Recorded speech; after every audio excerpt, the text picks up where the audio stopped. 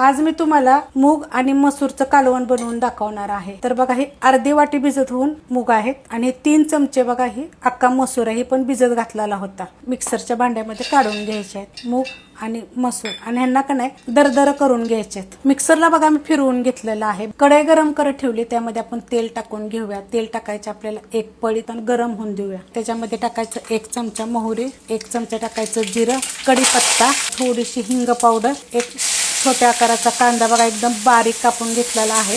कांदा चांगला भाजून घेऊया। आता ह्याच्यामध्ये थोडासा तुकडा सुक्या खोबऱ्याचा, 6 पाकळ्या लसणाच्या आहेत, अर्धा इंच आलं आहे आणि कोथिंबीर आहे। हे सगळं मी कुटून घेतलेलं आहे बरं का। एकदम थोडंसं खोबरं आहे। ह्यात काय माहितीये का, आता हे काय करते 2 मिनिटं मीडियम गॅसवर परतून घेते। त्यात टाकायची आपल्याला एकदम थोडीशी हळद, मिक्स करून घेऊया। एक मीडियम आकाराचा टोमॅटो बघा चॉपरला मी बारीक केलेला आहे।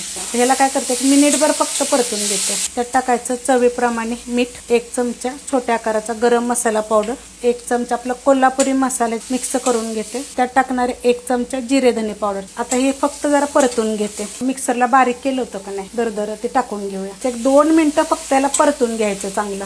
आता ह्याच्यामध्ये टाकणार आहे मी पाणी, मिक्स करून घेते व्यवस्थित। गॅस करणार आहे तर बारीक, आणि बारीक गॅसवर चांगलं मी शिजून देणार आहे। बारीक गॅसवर बघा ठेवलं होतं 15 मिनिटं, मस्त असं बघा शिजलेलं आहे। अशा पद्धतीत झालेलं आहे बघा।